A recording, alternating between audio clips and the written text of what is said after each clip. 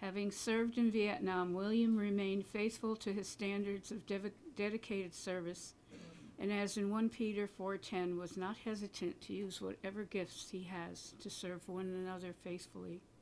We ask God to watch over the Nadeau family, as well as all of our veterans and their families. Remind us always that freedom, peace, and possibility can and will triumph now and forever. God bless America. God bless our veterans.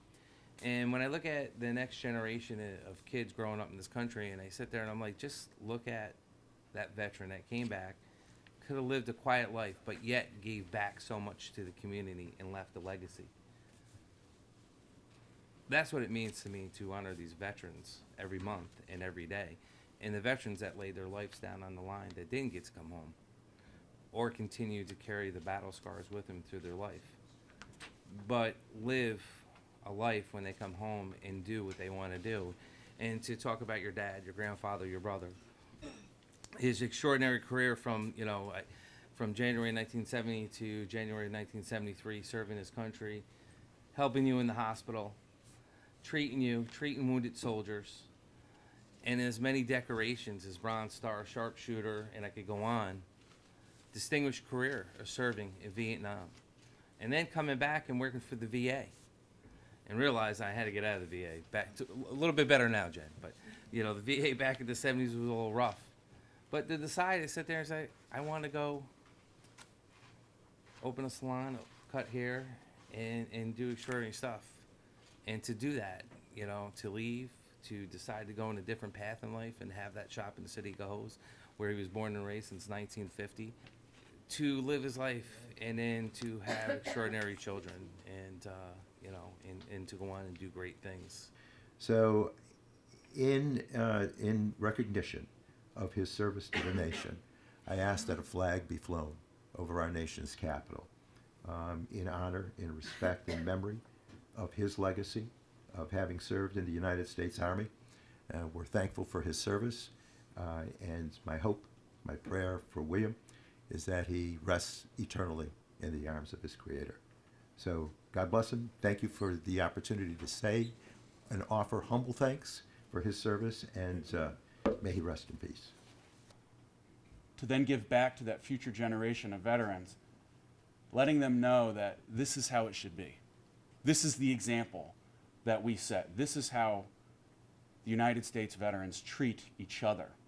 That's something that I'll never forget, and I know my fellow veterans of this generation, it's something we will remember and carry on regardless. So my sincerest thank you for that. And I know that traditions like that, they don't go unnoticed in family.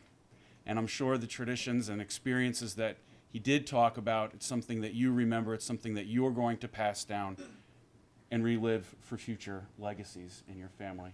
So on behalf of the New York State Senate, I do have a certificate of recognition here for you. Thank you for letting me honor him today.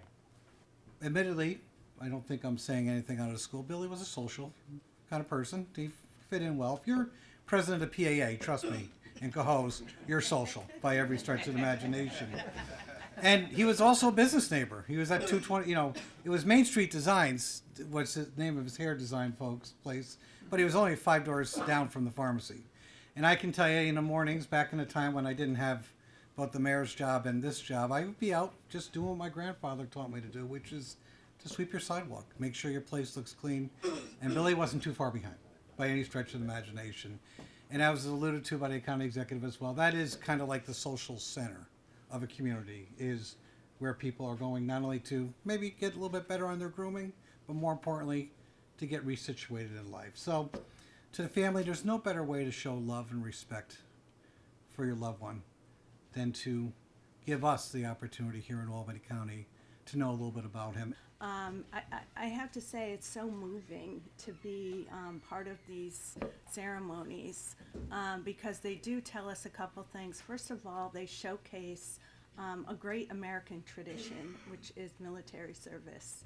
And they highlight the contributions of somebody who was a soldier, an ordinary person who contributed their personal time, the ultimate sacrifice in many cases During his years of service, William was awarded many citations, including the Bronze Star, the National Defense Service Ribbon, Vietnam Campaign Medal, and the Vietnam Service Medal, and others.